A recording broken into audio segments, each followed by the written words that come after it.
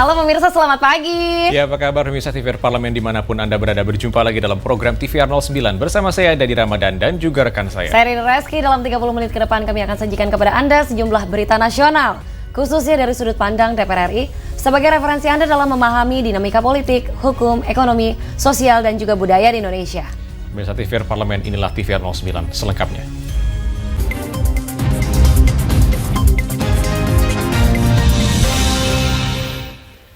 Pemirsa, kita awali TVR 09 pagi ini dengan informasi mengenai Komisi 4 DPR RI yang menilai pemerataan distribusi vaksin penyakit mulut dan kuku atau PMK pada hewan ternak menjadi kunci agar wabah PMK tidak kembali terjadi.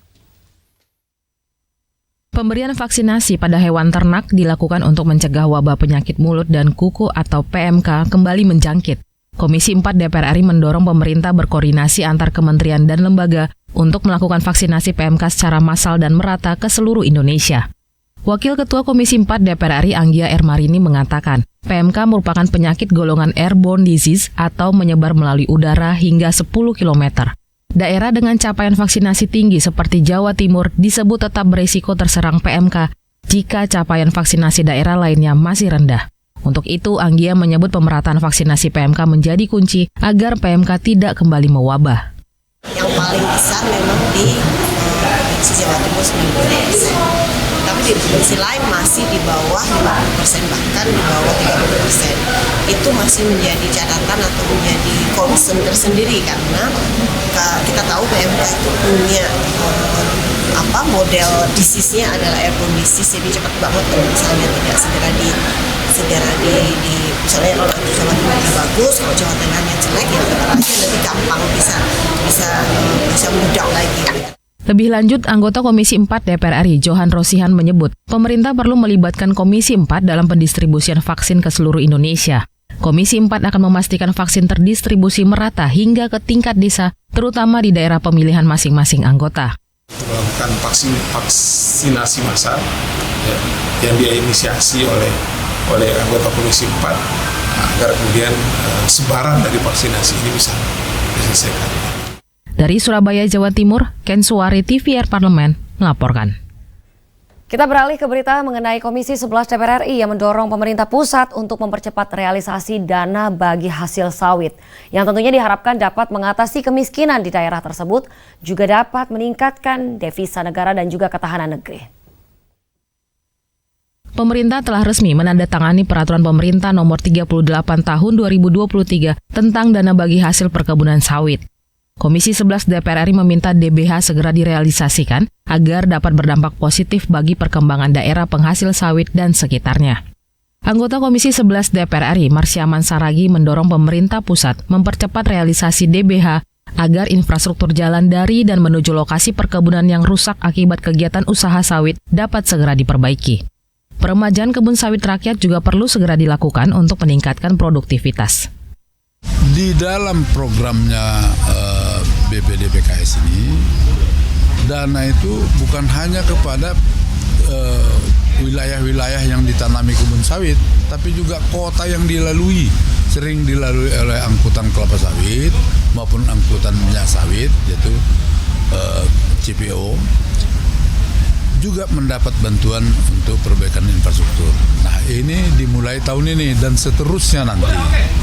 Nah, kalau ini tidak dimanfaatkan, kesulitan bagi mereka nanti akan mendapat bantuan lagi di tahun depan. Jadi harus diselesaikan dengan baik dan dilaporkan juga dengan sesuai dengan petunjuk juklak yang dibuat oleh BPDPKS.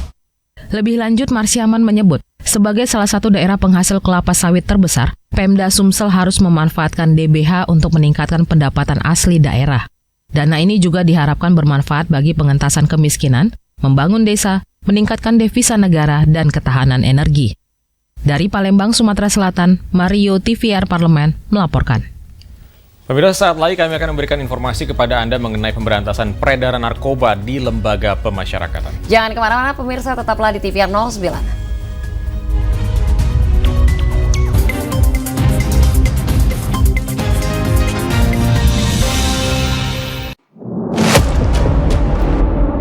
Sini ditambang. Konflik yang terjadi Warga sini tidak mengizinkan. masalah yang tersisihkan menjadi kesenjangan sosial. Ya namanya rakyat kecil gak bisa apa-apa, mau komplain juga gak didengar. Sebab apa? Itu menyangkut isi perut kami semua. Bagaimana memutus keterbatasan untuk didengar? Jadi kalau misalnya masyarakat sudah merasa tidak lagi ada yang memperjuangkan aspirasinya, maka masyarakat memang sangat berhak untuk meminta dewan yang mewakili mereka di parlemen. Kami menyusuri batas-batas peristiwa, mengurai berbagai polemik yang terjadi, meluruhkan suara-suara marginal, menjadi nyata dalam setiap aspirasi, melaksanakan tugasnya sebagai wakil rakyat. Saksikan Aksi Dewan setiap hari Senin dan Rabu pukul 10.30 waktu Indonesia Barat hanya di TVR Parlemen.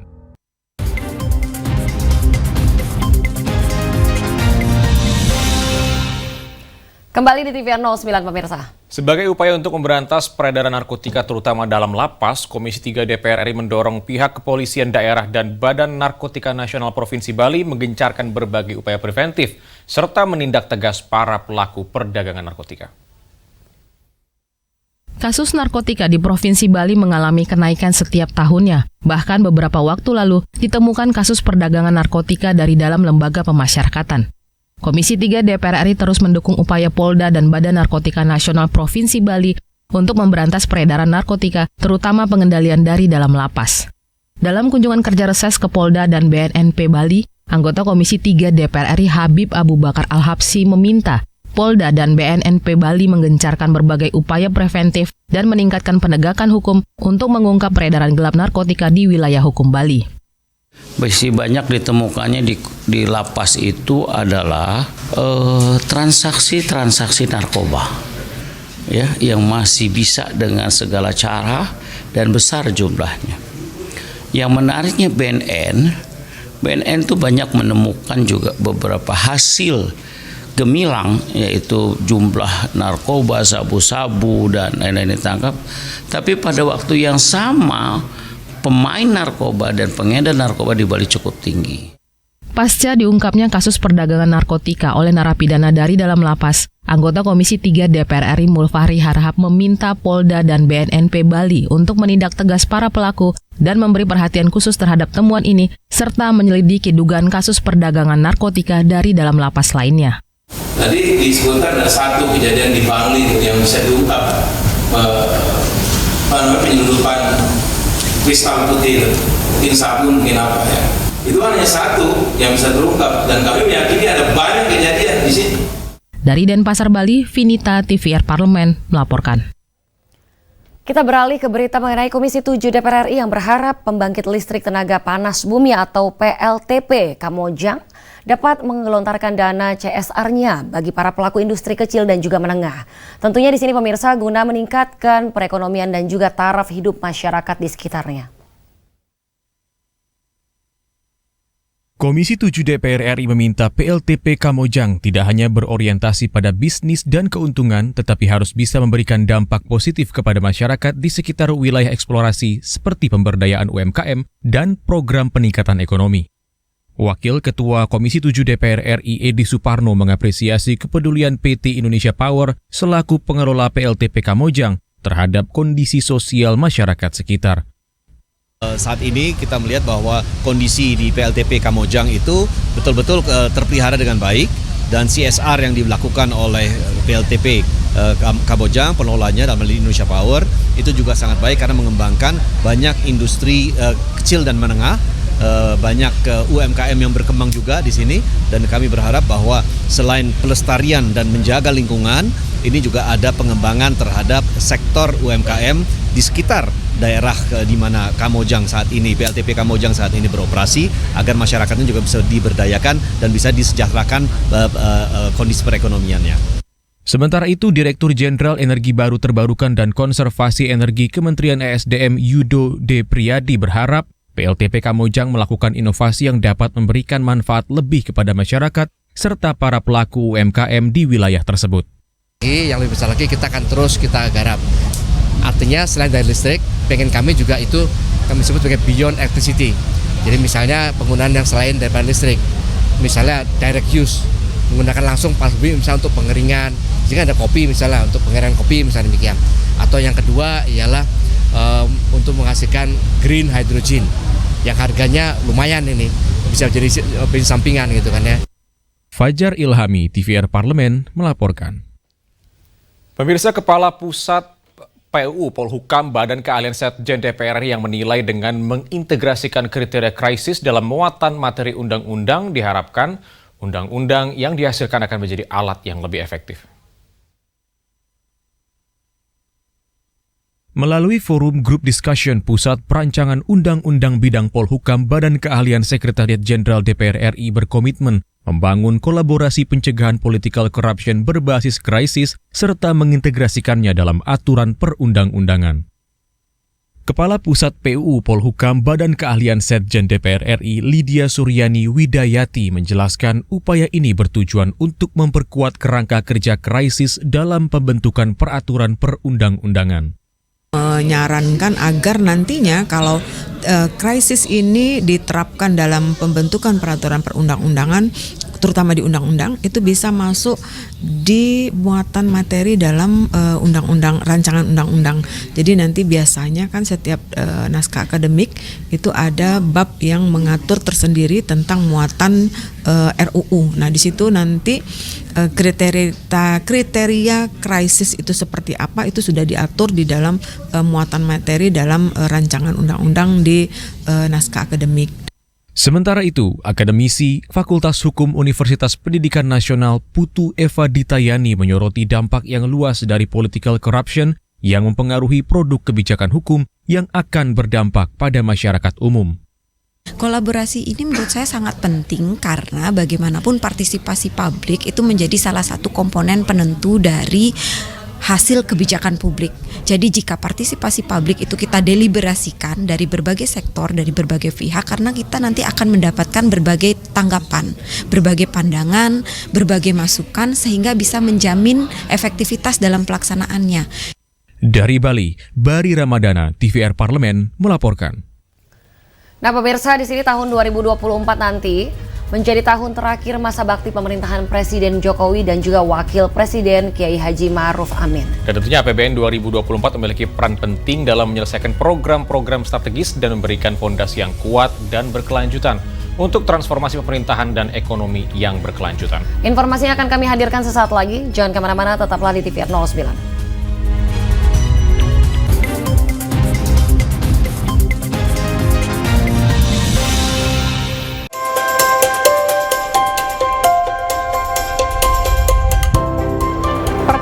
Dalam sejarah Indonesia, tahun 2024 kita mengadakan pemilu serentak, legislatif dan eksekutif baik di tingkat pusat maupun daerah. Catat waktunya, Rabu 14 Februari 2024. Untuk pemilihan legislatif, Anda akan memilih anggota DPD, anggota DPR, anggota DPRD Provinsi, dan anggota DPRD Kabupaten atau Kota. Selain pemilu legislatif, Anda juga akan memilih presiden dan wakil presiden loh pemirsa. Di bulan November, tepatnya Rabu 27 November 2024, juga akan diadakan pemilihan kepala daerah atau pilkada serentak. Dalam pilkada nanti, Anda akan memilih gubernur dan wakil gubernur, bupati dan wakil bupati, serta wali kota dan wakil wali kota. Nah, pemirsa sudah tahu kan waktunya? Kini saatnya Anda untuk mempersiapkan diri. Kenali calon-calon wakil rakyat dan pemimpin Anda dengan baik.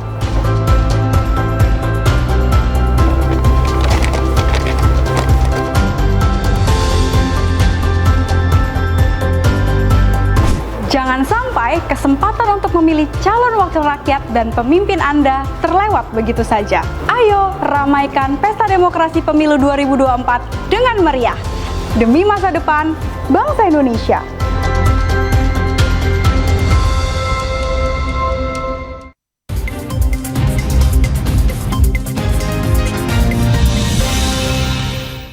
Kembali di TVR 09. Pemirsa, DPR RI berharap pemerintah terus berkomitmen untuk menjaga kredibilitas dan kesehatan APBN 2024. Tentunya pemerintah diharapkan dapat melakukan upaya optimalisasi pendapatan negara dengan tetap memperhatikan keberlanjutan dunia usaha dan juga daya beli masyarakat, serta aspek keadilan dalam sistem perpajakan. DPR RI juga berharap agar proses regenerasi kepemimpinan baik di level nasional maupun daerah dapat terus berjalan dengan lancar, kondusif, dan juga melahirkan kepemimpinan yang amanah dan dapat memberikan kepercayaan untuk meneruskan Indonesia mencapai cita-cita besar Indonesia Emas 2045. Untuk mengetahui informasi selengkapnya, mari kita simak laporan mendalam yang telah dihimpun oleh tim redaksi TVR Parlemen dalam segmen Editorial Parlemen. Berikut ini.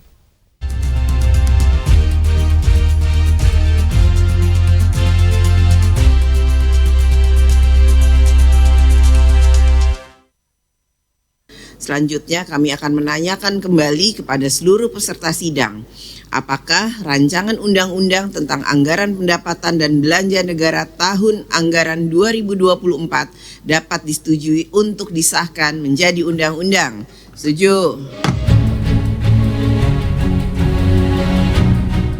DPR RI dan pemerintah telah mencapai kesepakatan bahwa APBN tahun 2024 harus tetap menjadi instrumen kebijakan yang dapat diandalkan dalam menghadapi gejolak ekonomi dan geopolitik, mendukung berbagai agenda pembangunan nasional, termasuk pelaksanaan pemilu serentak pada tahun 2024, pembangunan IKN Nusantara, serta mewujudkan cita-cita Indonesia Emas tahun 2045.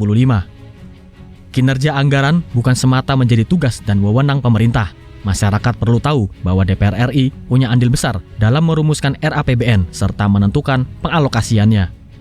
Dukungan serta politik anggaran yang tertuang dalam RAPBN dilakukan oleh DPR untuk mendukung program pembangunan nasional dan mewujudkan kesejahteraan seluruh masyarakat Indonesia. Dukungan anggaran yang diberikan DPR secara nyata tertuang dalam APBN tahun 2024 melalui peningkatan anggaran di sejumlah sektor strategis. Misalnya, transfer ke daerah pada tahun 2024 mencapai 857,59 triliun rupiah, sedangkan pada 2023 hanya sebesar 814,72 triliun rupiah.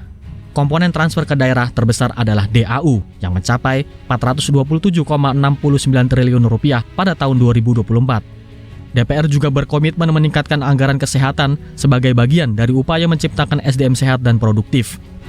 Untuk tahun 2024, anggaran kesehatan direncanakan sebesar 186,4 triliun rupiah atau sebesar 5,6% dari APBN. Jumlah ini meningkat 8,1% dibandingkan dengan anggaran pada tahun 2023.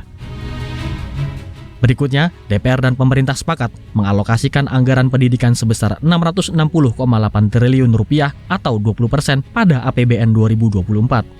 Ini merupakan bagian dari langkah mewujudkan sumber daya manusia yang unggul, inovatif, berintegritas, dan berdaya saing menuju Indonesia Emas 2045. Komisi 2 DPR RI juga telah menyetujui pagu anggaran 2024 untuk KPU RI sebesar 28,4 triliun rupiah dan Bawaslu RI sebesar 11 triliun rupiah. Anggaran ini disetujui DPR RI sebagai bentuk dukungan guna mendorong kualitas penyelenggaraan pemilu 2024 berjalan dengan baik. Untuk menjalankan kebijakan mandatori bidang pendidikan, Badan Anggaran DPR RI bersama pemerintah menyepakati anggaran pendidikan sebesar 665,02 triliun atau 20% dari total belanja negara 3.325,1 triliun. Anggaran kesehatan dalam APBN 2024 kami sepakati bersama pemerintah sebesar 187,46 triliun atau 5,6% dari total belanja negara. Arah kebijakan transfer ke daerah tahun 2024 kita dorong untuk sejalan dengan target prioritas pembangunan nasional, menghapuskan kemiskinan ekstrim, menurunkan prevalensi stunting, pengendalian inflasi, mendanai kegiatan produktif dengan dampak multiplier yang terukur dan meningkatkan investasi di daerah. Atas nama pemerintah, kami menyampaikan terima kasih kepada seluruh pimpinan dan anggota Dewan atas dukungan dan kerjasama di dalam pembahasan rancangan APBN yang sangat konstruktif, baik pada tingkat komisi maupun badan anggaran. sehingga seluruh proses pembahasan dapat berjalan dengan baik dan tepat waktu. DPR menyimpulkan bahwa APBN 2024 akan memainkan peran strategis dalam transisi pemerintahan yang baru. Harapannya adalah bahwa proses regenerasi kepemimpinan baik di tingkat nasional maupun daerah akan berjalan lancar dan kondusif sehingga dapat melanjutkan upaya mencapai cita-cita besar Indonesia Emas 2045. Dukungan anggaran yang diberikan DPR diharapkan dapat semaksimal mungkin diterjemahkan oleh pemerintah menjadi program-program dan kebijakan yang memberikan dampak kesejahteraan bagi seluruh masyarakat dan bangsa Indonesia. Tim Liputan TVR Parlemen melaporkan.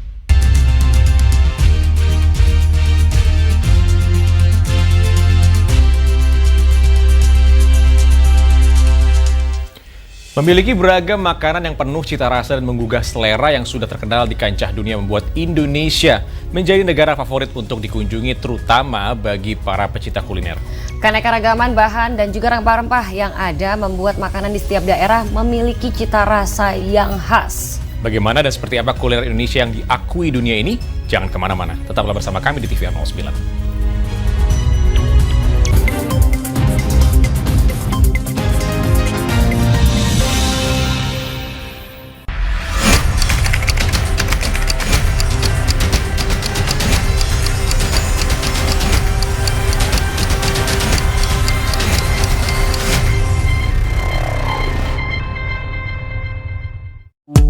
DPR RI memiliki fungsi diplomasi dalam menjalankan politik luar negeri sesuai dengan pasal 116 Undang-Undang MD 3. Kontribusi aktif BKSAP DPR RI memainkan peranan penting dalam memenangkan persaingan global melalui IPU, IPA, IPPF, AIPA, dan PUIK.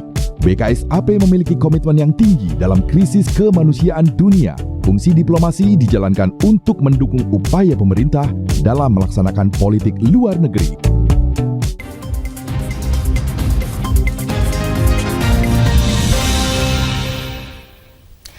Baik, Dadi. Kalau kita berbicara tentang kuliner yang ada di Indonesia, kira-kira Dadi suka makanan khas dari daerah mana nih dan apa? Kalau makanan Indonesia kan mungkin enak semua ini ya, tapi saya kalau misalkan harus milih, mungkin yang bisa saya makan setiap hari itu mungkin nasi Padang kali, walaupun itu kadang-kadang juga berat juga untuk dikonsumsi tiap hari ya. Kalau ini? Kalau aku sukanya sebenarnya yang pedas-pedas sama, karena daerah Sumatera ya. Daerah Sumatera, jadi maunya yang pedas-pedas dah. Pedas-pedas. Nah, ternyata juga selain makanan-makanan yang memang sering disebut oleh dunia nih terkait dengan makanan Indonesia yang juga merupakan warisan budaya Indonesia, salah satunya selain rendang itu adalah lumpia yang terkenal. Lumpia ini. Berarti itu masuknya ke Pulau Jawa ya, Dat ya? Ke Pulau Jawa. Ya. Dan lumpia ini memang merupakan makan khas Semarang, Jawa Tengah yang diakui oleh UNESCO sejak 2014. Betul sekali, bukan hanya sekedar rasa nih Dadi, namun kisah makanan Indonesia juga berbicara tentang warisan budayanya. Betul sekali. Tanpa berlama-lama lagi, mari kita saksikan tayangan makanan Indonesia yang diakui dunia pada segmen Intips Informasi dan Tips. Berikut ini.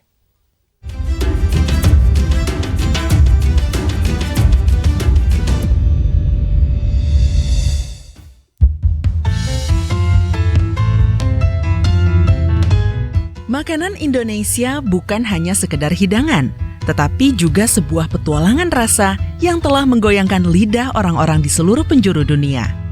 Dari nasi goreng yang kaya rempah hingga rendang yang meriah, kuliner Indonesia telah menemukan tempat istimewa di hati pecinta makanan global. Dengan beragam bahan alami dan resep warisan turun-temurun, makanan Indonesia terkenal dengan keanekaragaman cita rasanya. Nasi tumpeng yang megah menggambarkan kekayaan budaya Indonesia dalam satu hidangan. Sementara makanan jalanan seperti sate membawa sensasi pedas dan gurih yang tidak dapat diabaikan. Bahkan di tengah pesona makanan ala dunia, makanan Indonesia terus mengukir namanya dalam sejarah kuliner global hingga diakui dunia. Ada rendang, hidangan daging yang telah diolah dengan santan dan rempah-rempah dengan sempurna. Rasa gurih dan pedas yang meresap dalam setiap gigitan membuatnya diakui sebagai salah satu makanan terenak di dunia. Nasi goreng, sajian sederhana yang sering disebut sebagai makanan tradisional sejati Indonesia. Pemirsa tentu setuju kan, nasi goreng adalah permulaan untuk mengenal kuliner Indonesia yang memikat. Nasi yang digoreng dengan bumbu, daging, sayuran, dan telur menciptakan harmoni cita rasa yang tak bisa diabaikan. Sekarang mari kita bahas tempe. Sepotong ajaib yang terbuat dari kedelai fermentasi terlihat familiar di hidangan makanan kita sehari-hari. Namun sudah diakui UNESCO dan harganya mahal loh di luar negeri. Rasanya yang gurih dan kaya protein dapat diolah jadi hidangan yang sehat dan nikmat. Dan yang terakhir ada lumpia. Makanan khas Semarang, Jawa Tengah ini diakui sebagai warisan budaya Indonesia oleh UNESCO sejak 2014. Gulungan tipis berisi varian sayur, digoreng garing, dan dipadukan dengan saus yang khas.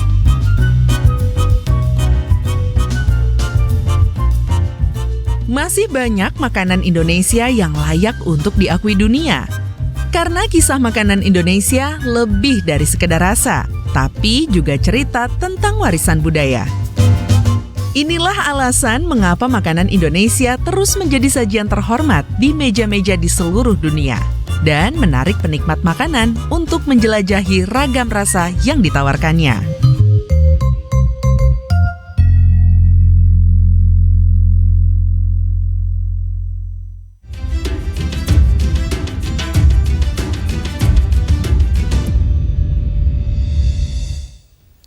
Dan di penghujung acara kami informasikan kepada Anda pemirsa bahwa saat ini DPR RI sedang memasuki masa reses di mana seluruh anggota Dewan kembali ke daerah pemilihannya masing-masing untuk melaksanakan fungsi representasi DPR menyerap dan menghimpun aspirasi masyarakat serta menindaklanjuti dan memberikan pertanggungjawaban kepada konstituen di daerah pemilihannya. Namun sejumlah agenda serta program DPR RI lainnya masih dapat Anda saksikan secara langsung di TVR Parlemen melalui kanal utama, kanal komisi, dan juga kanal alat kelengkapan Dewan lainnya yang dapat Anda akses di tvr.dpr.go.id. Pemirsa TVR Parlemen, demikian TVR 09 edisi pagi ini. Segenap kru TVR Parlemen yang bertugas mengucapkan terima kasih telah menyaksikan TVR 09 pagi ini. Saya Dadi Ramadan dan juga rekan saya, Seri Reski. Sampai jumpa di TVR 09 esok hari. TVR Parlemen, Referensi Indonesia.